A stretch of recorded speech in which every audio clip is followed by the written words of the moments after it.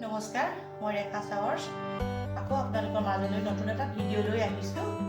আজি মই কলপচলাৰ লগত মুৰ্গী মাংস, মই মুৰ্গী মাংস 600 গ্ৰাম লৈছোঁ আৰু এইদৰে কলপচলা কাটি লৈছোঁ। আলুটো অসমীয়া মানুহ আমাৰ জানেই কলপচলাৰ লগত মুৰ্গী মাংস কিমান টেষ্টি। তাৰপিছতে এতিয়া প্ৰথমে মই এই মাংসখিনি অলপ মেৰিনেট কৰি ল'ম। বেছি সময় নালাগে, এইখিনি মাংসখিনি খুব বেছি মই 10-15 মিনিটমান ৰাখিম। প্ৰথমে মই নিমখ দিছোঁ, তাৰপৰা ৰেড চিলি অকণমান দিছোঁ, গৰম মছলা অকণমান দি দিছোঁ, চিকেন মছলা অকণমান দি দিছোঁ। এইটো হোমমেড মছলা মই বনাই ৰাখিছোঁ, এইটো মই পিছত দিম। ভালকৈ এইখিনি মই এতিয়া মিলাম, হাত দিয়ে মিলাইছোঁ মই ধুনীয়াকৈ। হাত দি মিলালে বেছি ভাল হয়।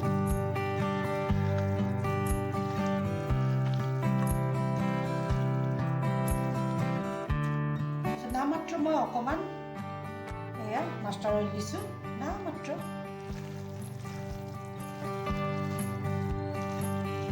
এইখিনি মই এতিয়া ধুনীয়াকৈ খুব বেছি ধৰি লওক 20 মিনিটমান ৰাখিম। 20 মিনিটমান এইখিনি ৰাখিম। তাৰপিছতে মোক লাগিব পিঁয়াজ লাগিব, কেঁচা জলকীয়া, নহৰু, আদা নামাত্ৰ দিছোঁ, বেছি নাই দিয়া আদা আৰু নহৰু। আলু সৰু সৰুকৈ মই আলুটো কাটি লৈছোঁ আৰু মই পচলা কাটি আছোঁ। এতিয়া এইটো পচলাটো কটা হৈয়ে যাব আৰু পচলাখিনি কিদৰে মই সৰু সৰু কৰি ল'ম সেইটো আপোনালোকক মই দেখাই আছোঁ। এইটো মই কাটি শেষ কৰি লৈছোঁ। দেখিছে মই এইখিনি কটা হৈ গ'ল। কটা হৈ নামাত্ৰ অকণমান নিমখ দিছোঁ, বেছি দি দিওঁ কাৰণ কেলৈ মাংসটো নিমখ দিয়া আছে। তাৰপিছতে মই এতিয়া এই গিলাচটোৰ সহায়ত এইখিনি এতিয়া সৰু সৰুকৈ এনেকৈ এইদৰে কৰি ল'ম। সৰু সৰু কৰি কৰি ইয়াৰ ৰসখিনি উলিয়াম।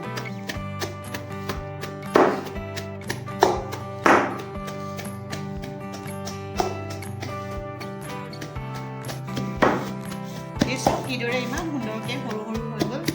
গিলাচ দি কৰিলে বেছি সুবিধা।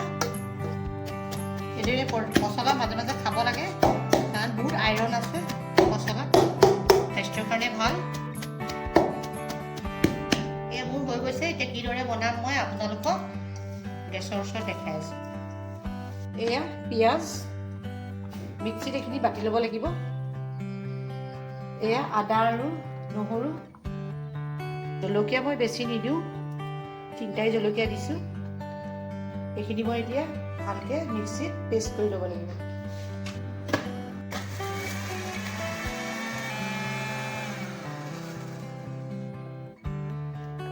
পেষ্ট হৈ গৈছে। মই একদম মিহিকৈ কৰা নাই, মাষ্টাৰ অইল অলপ দি দিছোঁ।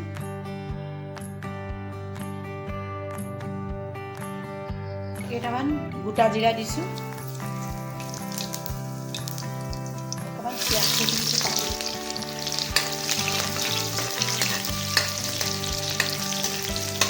আদা নহৰু পিঁয়াজখিনি এইখিনি পেষ্ট কৰি থোৱাখিনি দিছোঁ।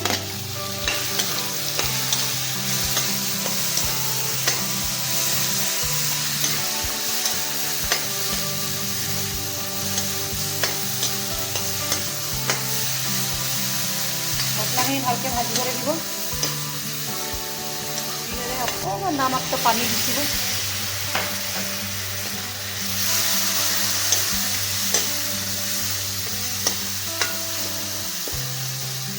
নামাত্ৰ অকণমান হালধি দিছোঁ।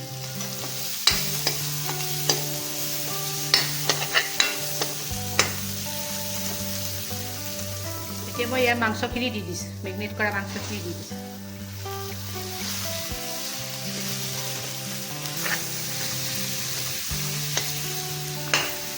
মাংসৰ পৰা পানী ওলাব, সেইকাৰণে মই ষ্টিমটো কমাই দিছোঁ, নিমখ দি দিছোঁ।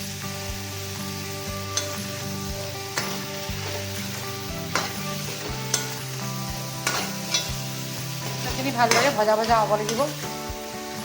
মাংসৰ পৰা পানী ওলাব। তেতিয়া কটা আলুকেইটাত এডোখৰ দি দিছোঁ। এতিয়া এইখিনি ভালকৈ আৰু অলপ সময় ভাজিব লাগিব।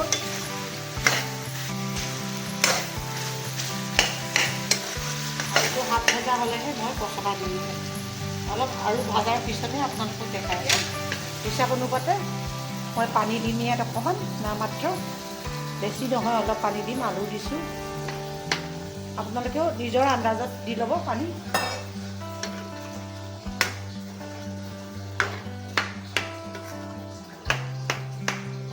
এইখিনি উতলিলে মই ইয়াত এতিয়া পচলা দি দিম।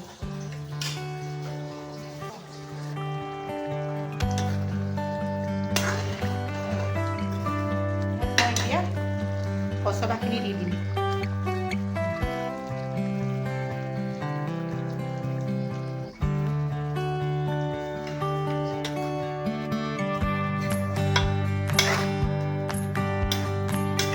এইখিনি ভালকৈ ভজা ভজা হ'ব লাগিব অলপমান। আকৌ মই এইখিনি 10 মিনিট সিজাম। নিজে বনোৱা ঘৰত হোমমেড মছলা অকণ ওপৰে দি দিছোঁ। ধনিয়া, জিৰা, ক'লা জিৰা এইবিলাক মিক্স থকা। আচ্ছা, হোমমেড মছলা দিলে মোৰ গৰম মছলা দিবলৈ দৰকাৰেই নাই, সেইকাৰণে মই গৰম মছলা নিদিওঁ। এইখিনি ভালদৰে মই মানে হেৰি কৰি দিম, ভাল মিলাই দিম। এতিয়া মোৰ হৈ গৈছে আৰু।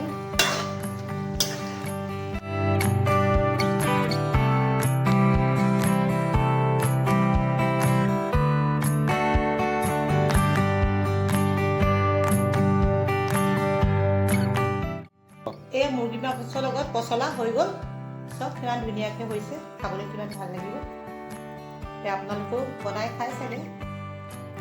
এইদৰে মই যিদৰে বনালোঁ এইদৰে বনাই খাবলৈ চেষ্টা কৰিব। তো আজিলৈ আহোঁ, পুনৰ আকৌ নতুন ৰেচিপি লৈ আপোনালোকৰ মাজত আহিম। ধন্যবাদ।